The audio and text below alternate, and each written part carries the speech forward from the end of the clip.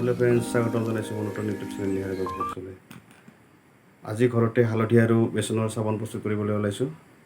তো কেনেকৈ প্ৰস্তুত কৰি এখানে দেখাই আছোঁ। তো বলক আজিৰ ভিডিঅ'টো আমি আৰম্ভ কৰোঁ।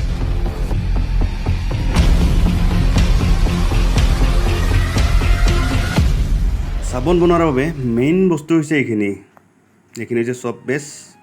এইখিনি মই ফ্লিপকাৰ্টৰ পৰা অৰ্ডাৰ কৰি আনিছোঁ, অনলাইন অৰ্ডাৰ কৰিছিলোঁ। তো আহি পাইছে। ইয়াৰ অলপ আধা কাটি মই আজি চাবোন বনোৱাৰ কাৰণে সেইখিনি কৰি ল'ম।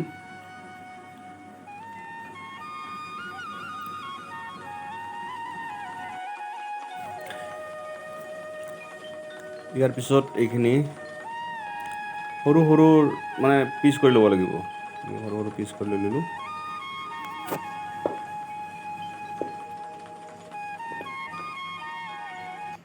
চব মাছখিনি এনেকৈ সৰু সৰু টুকুৰা টুকুৰ কৰি কাটি ল'ব। ইয়াৰ পিছত লাগিব আমাক হালধি, বেচন বাতিত লৈ লৈছোঁ, গোলাপ জল আৰু এটি হৈছে এচেঞ্চিয়েল ৰ'জমেৰী, এইটো চেণ্ট ভাল হোৱাৰ কাৰণে এইখিনি লৈ লৈছোঁ।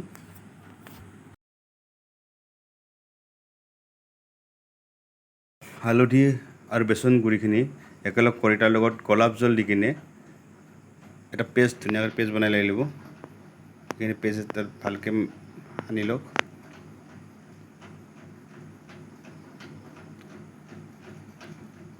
তাৰপিছত এচামুচ আপোনালোকে নাৰিকলৰ তেল দিব পাৰে।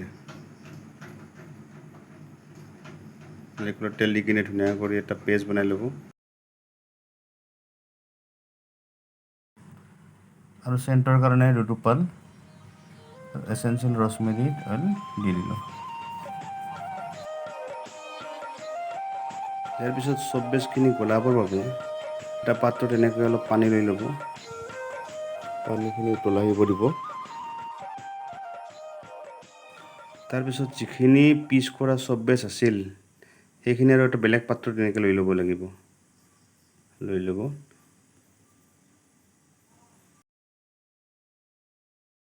ইয়াৰ পিছত চব বেছখিনি এনেকৈ লৰাই থাকিব লাগিব।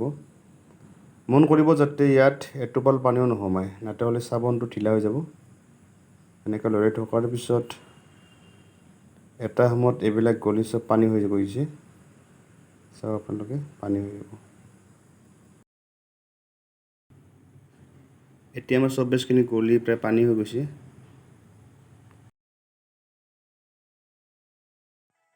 ইয়াৰ পিছত হালধি আৰু বেচনৰ যিখিনি আমাৰ মিশ্ৰণ আছিল সেইখিনি আমি ইয়াত দি দিলোঁ।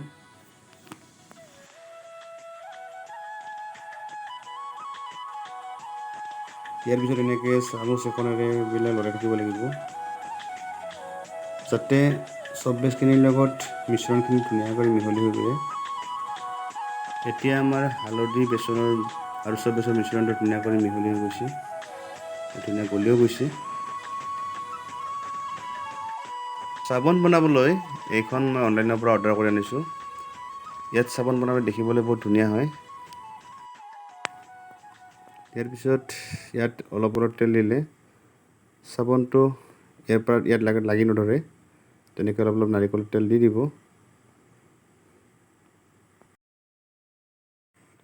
ইয়াৰ পিছত এই মিশ্ৰণখিনি এনেকৈ চামুচেৰে ইয়াত দি দিব।